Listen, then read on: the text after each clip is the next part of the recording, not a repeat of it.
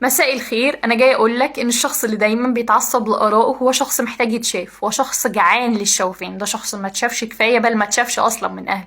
فطول الوقت هو يعيني من كتر ما هو ما تشافش، بقى عنده حته ان هو انا رايي هفضل متمسك فيه قوي، بحيث ان انا بعلي صوتي قوي وبزعق قوي وبقول قوي ان الناس تشوفني، ان انا كده هجذب الشوفان، فانا كده هتشاف، فهشبع رغبه عدم الشوفان اللي جوايا اللي انا عمري ما اتلبت من طفولتي.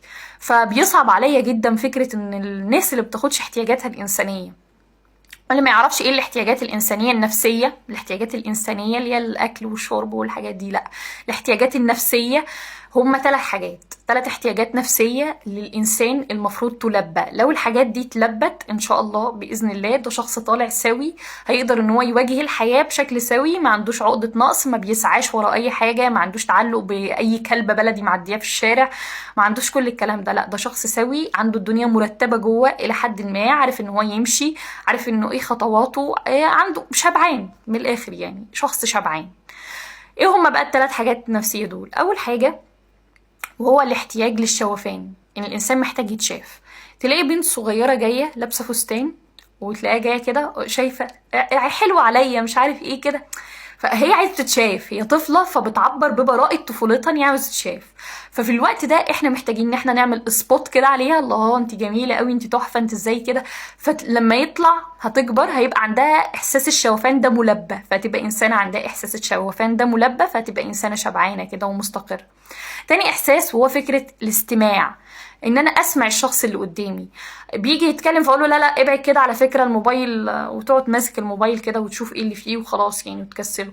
فالشخص يكبر عنده حاجه كبيره قوي ان هو يتسمع، فتلاقيه طول الوقت هو مرغاي ماشي عمال يرغي في ودان كل الناس، عايز يتكلم وعايز يتسمع، ومحدش بيسمعه. ليه؟ لان هو من هو صغير الحاجه دي ما اتلبتش عنده، فمهما حتى اتلبت وهو كبير بيبقى برضه حاسس ان هو عنده نقطه نقص كده، انا ما اتسمعتش كفايه، انا ما اتشفتش كفايه. تالت حاجه هي الاحتياج للحضن، والحضن الناس مش بتتكلم فيه خالص في المجتمع بتاعنا. بحس ان هو يعني اللي هو الحضن ده حاجه عيب جدا او حاجه شيم قوي، ان هو ما ينفعش حد يحضن عياله. لا، الاطفال محتاجين ان هم يتحضنوا، دي من الاحتياجات الانسانيه بتاعت الانسان عموما، مش الاطفال بس. بس الاطفال اللي ما بتتحضنش دي بيبقوا اما يكبروا بيبقوا اكبر عرضه لان هم يكون عندهم ديبريشن ويكون عندهم انكزايتي وان هم يكون عندهم امراض نفسيه. الطفل اللي ما بتحضنش وهو صغير بيبقى عنده امراض كتير قوي، وبيبقى عنده نقص كتير قوي، وممكن يدخل في علاقات بالهبل، وممكن يعمل حاجات، وممكن يدخل في ادمانات، ممكن يدخل في الادمان عشان هو ما اتحضنش، يعني هو ما اتحضنش وهو صغير فبقى عنده عقدة لما كبر فدخل في ادمان بسببها. ما نستقلش بالحاجات دي، يعني الحاجات الصغيرة قوي دي ما نستقلش بيها، لان هي مش صغيرة خالص، دي بتشكل نفسية البني ادم.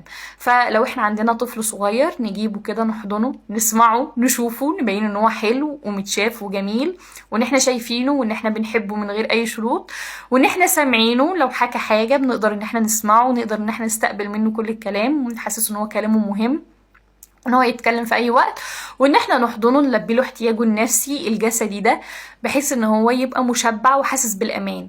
كمان باثبتت الدراسات ان الانسان اللي بيتحضن بيبقى اكتر كرياتيفيتي، بيبقى انسان بيقدر ان هو يبدع اكتر، وان هو يقدر ان هو يمشي في الحياه اكتر ويسلك مسلك حلو قوي في الحياه عن الانسان اللي ما بتحضنش. لان دايما في الحضن بيطلع فيه هرمونات بقى في المخ، وبتبقى الدنيا زي الفل خالص، وبيبقى الانسان زي الفل، ودي احتياجات انسانيه يعني. فما تبخلوش على اولادكم بيها يعني. كمان الفيديو ده فتح لي حاجه كده، ان هو فعلا بيبقى في ناس متعصبه قوي لحاجه معينه، او في ناس بتعمل حاجه معينه بالحاح شديد قوي، او دماغها مقفله، او دماغها عباره عن بوكس كده مهما تخبط فيه ما بيتعملش خالص.